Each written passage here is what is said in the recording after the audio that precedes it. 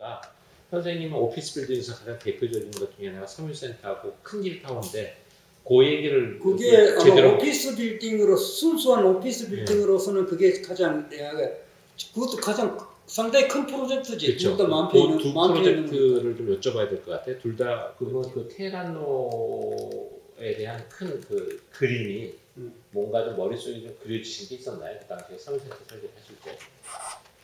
굉장히 큰 도로, 폭 한 50m 있는 도로에 그러니까 굉장한 도로를 들어갔는데 테헤란로가 하여튼 센트럴 비즈니스 센터처럼 되겠다라는 거는 이미 이제 구조가 뭐 그런 식이 되기 시작했다고 그렇죠. 이미. 그럼 저 서울센터에서 이 디자인 컨셉이라고 할까요? 그건 좀 어떻게 잡으시나요? 근데 이건 참 이 프로젝트는 지금도 참 내가 이건 여튼 내가 좀 깊이 건축가로서 나중까지 생각하는 깊은 생각을 내가 못했다는 자책감이 좀 있는 프로젝트야. 뭐냐면 이 땅이 네. 무려 1,500평이나 돼. 네. 도시에서 1,500평이고 엄청 큰 땅이야.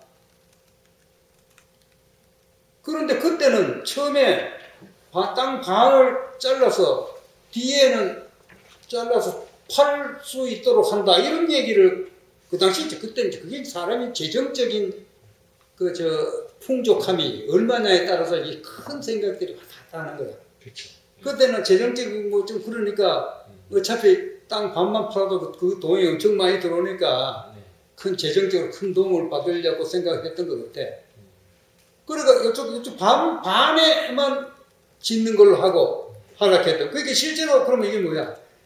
이게 규모가 반밖에 안 된 거야. 당시 이 서울센터 블록이 이 주변의 다른 블록에 비해서는 꽤 규모가 좀 큰 블록이었죠. 그지. 바로 옆에 동일방직 빌딩 하는 거 있잖아요. 요거. 네. 요게 덩그랗게 하나 있었는 거거든. 네. 주변에 비어 있고. 그렇죠. 그것도 동일방적이면 그것도 섬유계통이네요.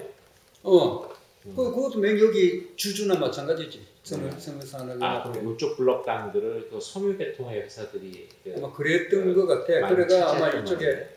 주인들이 그렇게 됐던 것 같아.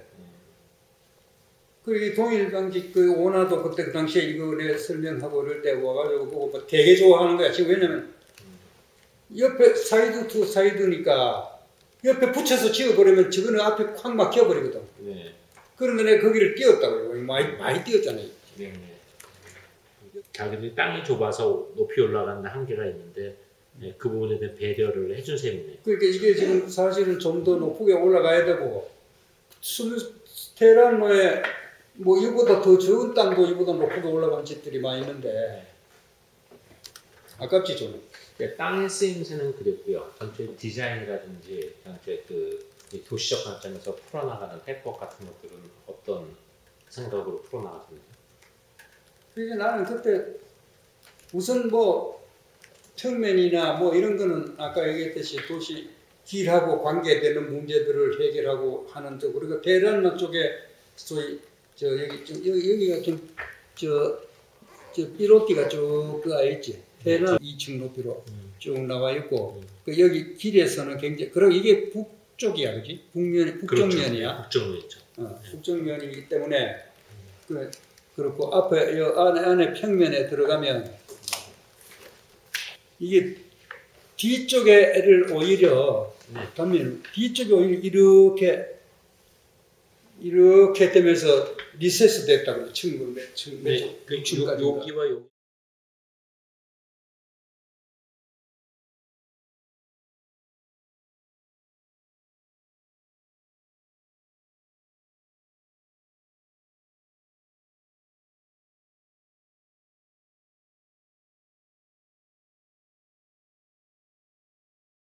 그다음에 큰길 타워가 또 있지 않습니까? 근데 이거 때문에 큰길 타워 같은 그런 또 괜찮은 프로젝트를 쉽게 내가 할 수 있었던 거야. 이걸 보고 큰길 타워가 수주가 된 건가요? 그렇지. 막 그 영향을 받은 거지. 왜냐면 큰길 타워는 사옥은 아니었죠. 사옥이야. 어디 사옥? 사옥이지만 자기들이 쓰는 그 회사들이 큰 게 아니라서 자기들은 별로 못 쓰고 처음부터 임대 오피스로 임대 오피스. 임대 오피스로 설계됐기 때문에 사실은 서밋센터를 설계할 때하고는 똑같은 오피스 빌딩이라고 하더라도 좀 생각하시는 좀 대로 다르긴 한데 달랐어야 되지 않나요? 내가 그래도 다 운이 좋은 거는 그래도 이 건축주도 내가 말하는 내 건축가로서의 그 의도를 얘기를 하면 굉장히 잘 따라줬어. 내가 하자고 하지 않다 딱 따라. 그러니까 예를 들어서 이제 어떤 것들이 좀 이렇게 선생님이 제안을 하셨는데 큰길 타워에서 그 적극적으로 받아줬나요?